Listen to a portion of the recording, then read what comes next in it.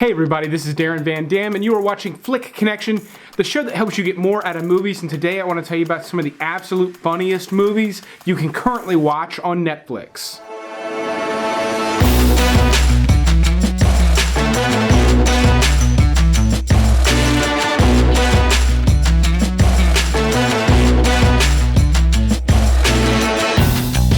It has been way too long since I covered comedies on this channel. So long, in fact, now I'm way over 100,000 subscribers, so I take this much more seriously than I used to. So I'm gonna treat this video very seriously. Even though these are comedies, they are films, and I wanna treat them with the respect and dignity that they deserve. Can you cut that sound out?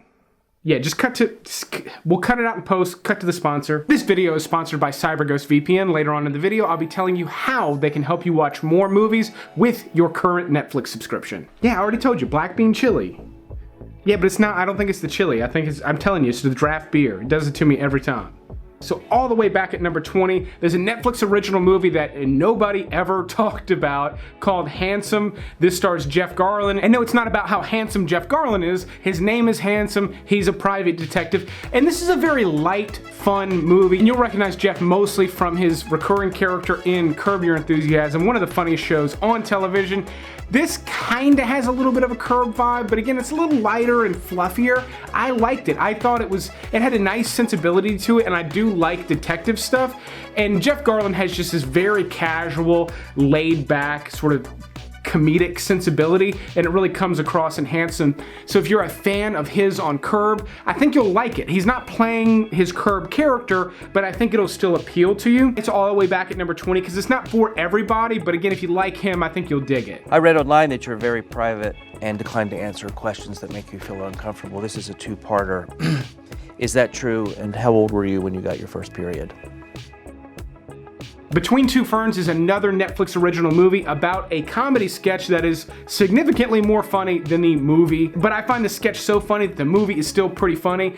It includes multiple sketches with some huge stars like Matthew McConaughey, and it's pretty good. If you're not familiar, I would encourage you to watch a couple of the sketches. In fact, I'll even link to them in the description below. They're really funny. Zach Galifianakis interviewing celebrities, and yes, it's a bit, it's set up, they're playing along, but it's still pretty funny. And then the movie is basically just a delivery device for more new sketches. It's got some silliness to it that works okay for me. It feels a little bit more just like a long sketch than an actual movie, which is why it's all the way at the back, despite the fact that I did laugh quite a bit while I was watching it. The world's gonna end unless we have sex right now.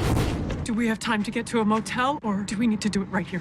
The Invention of Lying is basically your basic ass rom-com, but it's got a really clever gimmick. This stars Ricky Gervais. It's also got a really good supporting cast with Louis C.K., Jennifer Garner, and this is kind of an alternate reality where nobody lies. Nobody. And there's some fun little gags in it, like a Coca-Cola commercial that basically just says, "We know it's just brown sugar water, but we hope you keep drinking it." Stuff like that. Nobody can say anything that's a falsehood. And then Ricky Gervais plays this character who didn't like get hit in the head or turn into a goat or anything weird like a Rob Schneider flick. He just learns that you can just make stuff up. It's a really funny concept, but underneath that, you get this formulaic romantic comedy, making it a good fit for Valentine's Day, which is a great time to mention.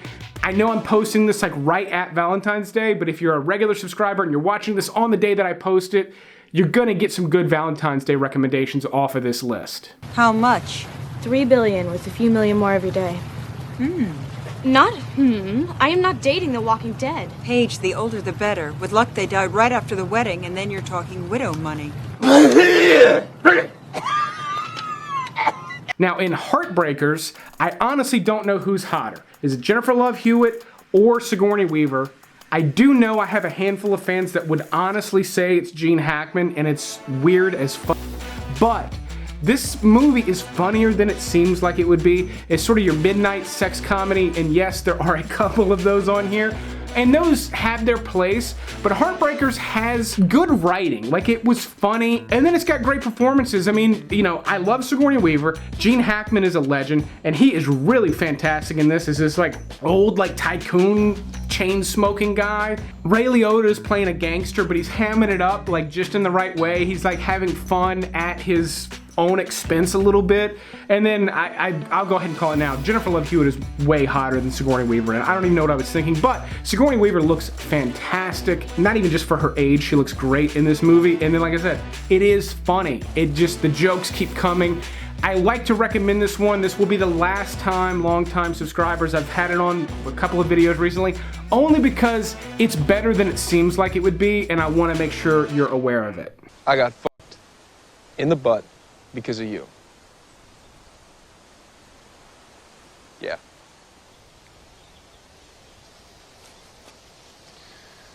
Well, I mean, you've never been like a homophobe. It seems like something you probably worked through. You're a strong dude. I don't think homophobia has anything to do with it. The guy was disgusting.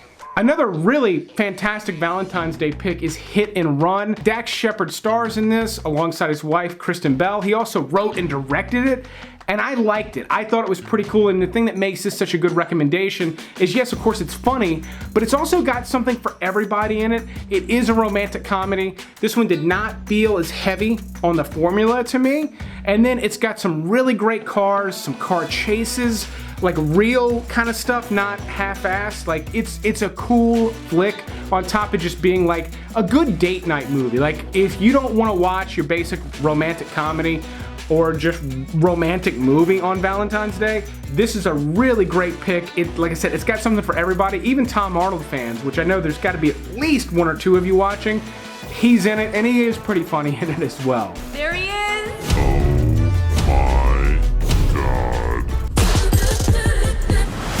Hi, baby. I missed your flesh. I missed your thighs. I missed your beard scratching my thighs. I missed your taste. I missed your thumbs. You're so good with your thumbs. Always Be My Maybe is another Netflix original featuring the third best all-Asian cast in a movie that Americans actually watched in 2019. It really is funny. For, again, a formulaic romantic comedy, which you know I don't talk about much on this channel, especially for one that's a Netflix original, I was surprised not just at how good this one was, but at how much I laughed during it, kind of how much heart it had, and just how kind of good of a movie it was. Like, I wasn't bored during it, and I felt like it was fresh. It had a nice sensibility. I would say people that maybe grew up in the 90s or were teenagers maybe in the mid to late 90s like myself are gonna dig it. A lot of references and stuff that are pretty great. And then the relationship aspect in this is a little bit unusual. I'm not going to say what it is. They explain it pretty early on in the movie, but I thought it was interesting. Keanu Reeves has a really fantastic cameo in it where he basically plays like the polar opposite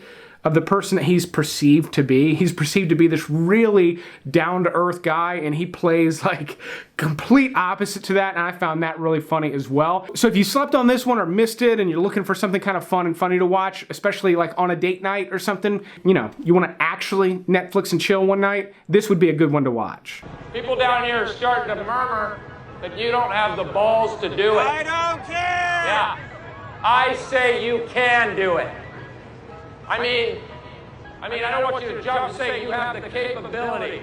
Oh, look, he's flying. The Other Guys is one I would recommend to people who used to like Will Ferrell but got tired of Will Ferrell. Now, by no means is this a recent release. Feels like it to me for some reason, but this movie's about 10 years old, and it is funny. It's rated R, which you don't get a ton of with Will Ferrell, and it works here. But I do have to be honest, as funny as I thought Will Ferrell and Mark Wahlberg were together, I would much rather watch a prequel with just Sammy and The Rock. Their characters are fantastic in this. They're only in it for like 5-10% of the movie. I loved their dynamic. Their whole like bit was absolutely hilarious. I would watch that movie in a heartbeat. I would go to the theater to watch the prequel to The Other Guys starring those two fellas.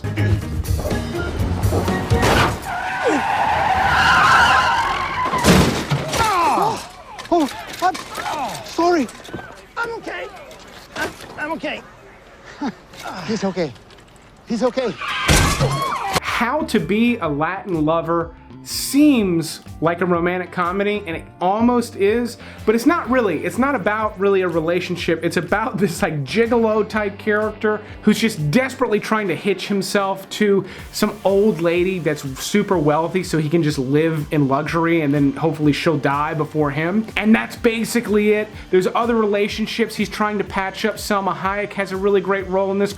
Kristen Bell is in this as well. Rob Lowe's got a funny bit in it. But it stars Eugenio Derbez, who is a huge Latin American star. This is one of his first movies to really sort of break in America. He's since been in some other American movies. He's very funny, not just in his delivery and stuff, but he's got like a physical comedy element that plays out really well in the movie. Really great on screen. I can see why he's such a big deal in other countries, and I can also see why we're sort of embracing him here in the US. It's got obviously some sex humor in it, so it's not for like kids, but you could watch this one in mixed company and not be like completely mortified. So we have to take a pledge. You say, I swear, on the seal of this great state of New York, that I would never... Say, Judge, we're gonna do this or what? Yes, I'll be right out, miss. One that I don't recommend watching in mixed company is Booty Call. This is an oldie, but a goodie. And then for anyone who grew up with smartphones and kale, any millennials watching, here's the definition of Booty Call.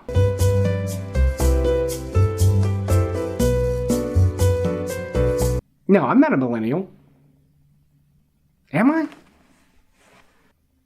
Oh, fuck.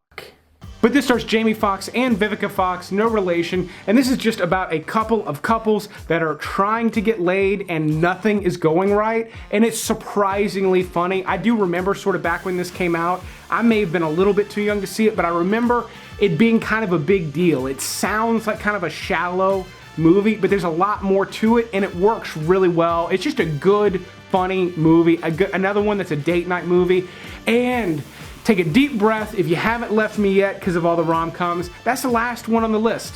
That's it. We've still got a lot more movies to cover. No more rom-coms. They were all on the back of the list because I'm not a big fan of them. But the ones I mentioned are exceptional and they stand out, especially this one. It's the highest ranked one on the list. This is how we do it. Hey, I never asked you. Yeah. You like guacamole? Oh! Oh God! Run! Now, the last one in my bottom 10 is Step Brothers. Now, I have to say, I was not a big fan of this movie when it came out. I loved Anchorman. I was excited for this one. It had funny moments. I didn't really like it. I didn't revisit it for a long time, but I have since watched it quite a bit. And for whatever reason, something clicked. It makes sense to me now. The jokes are all way funnier. It is just aged with time, like a fine wine. Like the kind of wine you would only get at a fancy event, like a Catalina wine mixer. It aged like that. Before moving on to the rest of the list, I want to tell you very quickly about Cyberghost VPN, a long-running sponsor of the show. They're a long-running sponsor because so many of you have been signing up and I've been getting good feedback. You're using it, you're loving it.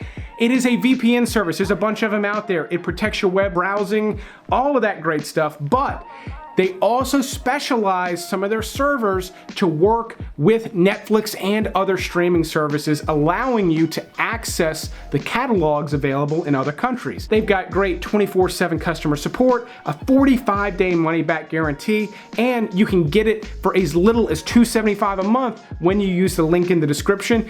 It works on up to 7 devices simultaneously, and it's compatible with Android, iOS, Linux, Windows, you name it, it mostly works on it. Again, get that special rate when you use my link, and if you do use it and like it, be sure to let me know in the comments. And if you don't like it, feel free to let me know that as well, but like I said, they're going to give you your money back. They give you a month and a half to make up your mind. Oh, I know. It's a trip, ain't it? Dwayne's really into his new hobby. This is what Dwayne does with the girls you sell him. Well, I've only sold him one, and that's her, so yeah, I guess so. You're okay with that? What Dwayne does is his own business. Okay, it's not a rom-com, but 68 Kill makes another Valentine's Day pick for anyone with a really warped sense of humor. This is about a guy who's in love with a girl who, yeah, she's a 10, but she is one of the worst human beings in the world. They go on like this little midnight heist together, and things just get increasingly worse to a hilarious level. Like, this one's dark, it's gritty, but it is funny. It's dirty though, so if you have delicate sensibilities, don't watch this one, trust me. But if you love the way I'm talking about it, you are absolutely going to love 68 Kill. You're gonna have to take me.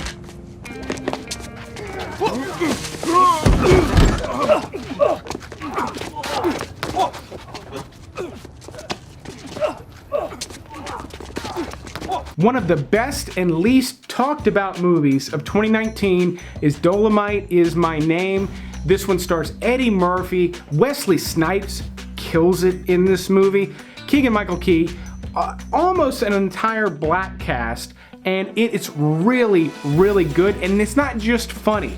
I was shocked at how much heart this movie had. And I was shocked because it's Eddie Murphy, and it's about the making of like one of the greatest like B movies of all time. And so I expected it to be kind of silly and dirty and all of that, but it really was very positive. It had a positive message. I think it's something a lot of people should see, especially younger people who are maybe trying to figure out what they want to do with their lives and in the workforce. I think aspiring filmmakers should see this movie. I think there's a very, very good positive message that maybe got overlooked because people just didn't really know what to expect with this one, myself included. If you passed on it and you like my recommendations generally, I really do strongly recommend checking this one out. I'd appreciate it if you'd deposit your weapon in the receptacle by the swinging doors, which concealing of it on your person in the first place was a violation of the rules of this establishment and an offense against local norms.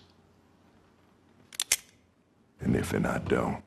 Another Netflix original movie from a little over a year ago is The Ballad of Buster Scruggs. Now this is an anthology flick by the Coen brothers, and the first story on this one is The Ballad of Buster Scruggs. It's by far the funniest, but there's some other great ones. There's a really fantastic one starring Tom Waits. There's one that's dark, and they're all pretty good, but like with most anthology movies, everyone has their favorite. Like, you're gonna have one that you like more than the ones that I like, and that's what's so great about it. Liam Neeson has a great role, handful of other actors you're gonna recognize. It's far from my favorite Coen brothers movie, but as far as like just a good, solid flick that's a Netflix original, this one's up there. And then because it's a Netflix original, I think the Coen brothers maybe got away with some stuff that bigger studios would not let them do on a theatrical release.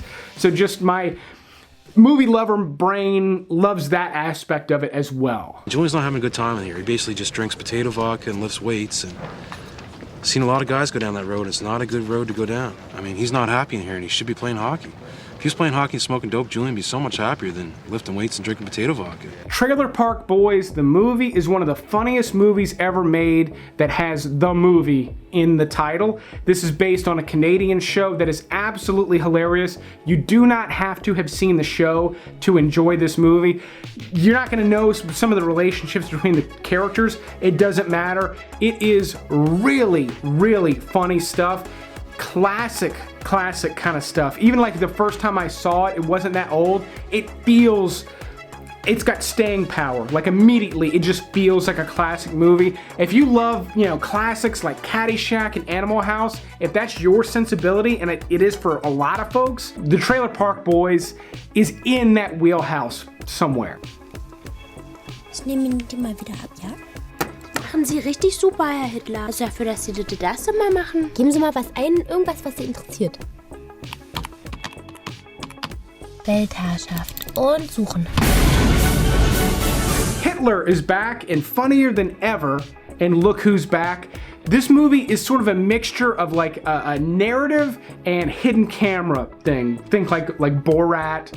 It's from Germany, and it's a guy playing Hitler that has like come back from the past. Like he's in present day. And so some of the sequences, he's interacting with real people. It's wild stuff. And then there's this narrative that goes through that has a lot, like heavy social commentary around kind of where we are in the world today and how we view things way differently than we used to. So it's got a pretty heavy message to it. And then it's also just kind of zany and crazy and really funny. Now this is subtitled, this German language, but really funny, and a lot of the gags you're gonna get just visually, like him, trying to go to the dry cleaners. It all works really well, and then again, you get this sort of heavy message on top. It doesn't feel forced, and it was actually really creative and clever how they delivered all of that. It's a solid flick. Took some doing, but I finally got them off. Where do you keep the new shoes? What, I got a bug hanging? Make sure you don't get Munsoned and forget to watch Kingpin before it leaves Netflix. This is a classic flick from the Farrelly brothers, the same guys that brought you Dumb and Dumber. If you love that movie, odds are you probably have seen Kingpin, but if you never bothered to watch it, it is really, like, again, top shelf, classic kind of stuff with Woody Harrelson, who's a great comedic actor, and then Bill Murray, who is, I think, maybe arguably the best comedy actor ever. He's really fantastic in this. While he's not in it the whole time, so it's not like the best Bill Murray movie, I've said it on the channel before, it's one of his best performances for me. He plays this total piece of shit, and he plays it so well, and he's so over the top, and it's just wild. The bowling aspect makes for a lot of great jokes. Woody Harrelson having a rubber hand makes for a lot of great jokes. The whole Amish sequence makes for even more great stuff. Randy Quaid's really funny in this. This is like his second best performance below Cousin Eddie. Really great stuff from everybody involved, and just an overall, just a good time watching a movie. Like, you're gonna be laughing all the way through it, unless you and me just have vastly different senses of humor. You just drank half and half, baby. Freeze! Beacon police! Beacon police! Todd Ingram, you're under arrest for Beganity violation. Code number 827. 5 and a half. Scott Pilgrim vs. the World is not the funniest one on the list, but it's one of the most entertaining, even though it's not really about him versus the world. It's really just about him versus like a handful of ex-boyfriends to end up being with an inexplicably mediocre girlfriend. I don't know, some of the other characters were more interesting than the girlfriend character in the movie. That said, Michael Cera is great. The effects are great in this one. This is actually directed by Edgar Wright, who did Shaun of the Dead, Hot Fuzz, Baby Driver. This is a great one from him. It's over the top, it's crazy. Visually, there's just every couple of minutes, there's something wild happening on screen that's different from anything you've ever seen. And it works. It's not like visual overload. It's close. It's damn close, but it all manages to work. It's really brilliantly put together when you realize how much just crazy stuff is crammed onto the screen in any given scene, and you're able to keep up with it. I love that aspect of this movie. This is one that I watched a bunch back when it was originally released, which is like almost 10 years ago now. You're with your mouth hanging open. Yeah, you, shrimp. You look like you could use some sense knocked into your head. You want to try? Okay. If there's one thing that really bugs the hell out of me, it's cheating. Set. If you fit into the 97% of Americans who are only just now discovering Asian cinema in 2019, 2020, you probably missed Kung Fu Hustle. This one is visually the funniest movie on the list. Now, Scott Pilgrim is visually beautiful and stunning, and there's all sorts of crazy stuff going on. Same thing with Kung Fu Hustle, yet every visual gag in this one is hilarious. This is a Kung Fu movie, and it's way over the top. I mean, Kill Bill meets Looney Tunes kind of stuff. Wild stuff. Some of the effects, the CGI doesn't really hold up today, but I mean, shit, you look past it. It's a funny movie. You're not gonna get taken out of it. None of it's realistic. It's all crazy and just a ton of fun. On top of just really good slapstick and stuff. This is another one. It's foreign language. You're gonna have to read subtitles, but most of it are these long fight sequences with very little dialogue and great slapstick humor. Really fantastic stuff. There's a reason I have it ranked so high. Speaking of ranking things high, Ferris Bueller's Day Off. It's on Netflix now. It's number 2. Do you really need me to explain why Ferris Bueller's Day Off is on the list? Is there anyone watching this that has never seen Ferris Bueller's Day Off? If the answer is yes, definitely watch it. But since I'm not going to go on about the movie, here are a couple of my favorite moments. Bueller.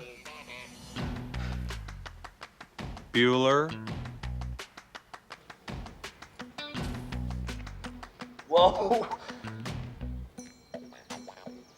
Holy shit. Bueller.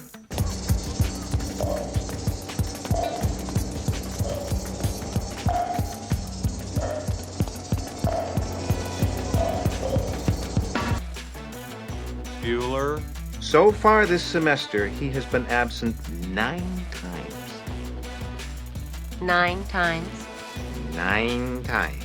And then my number 1 pick is the original The Longest Yard starring Burt Reynolds. All jokes aside, this movie actually opens up with him slapping a woman around and like kind of not in a funny way.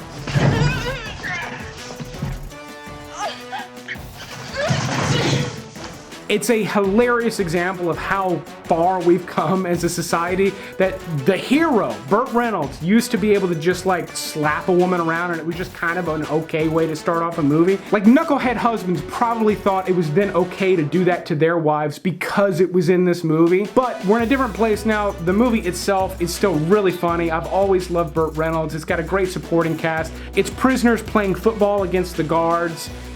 The premise is great, the gags are great, the cast is great. It's a classic movie, currently on Netflix. Those are my picks. If you've got funnier ones, let me know in the comments below, but odds are I covered them in a previous video. By the way, I'll link to those in the description. I'll also link to Patreon. You can go over there and see if you want to support the show. Here's everyone currently supporting the show. I appreciate all the contributions. It's really allowed this channel to grow the way that it has. So if you're feeling generous, you can follow that link, or at the very least, thank these folks in the comments below. But I will keep making videos like this as long as you keep watching them. Thanks for watching this episode, and you will see me on the next one. How was that? I see no reason to do it again. Was it good as Shaft?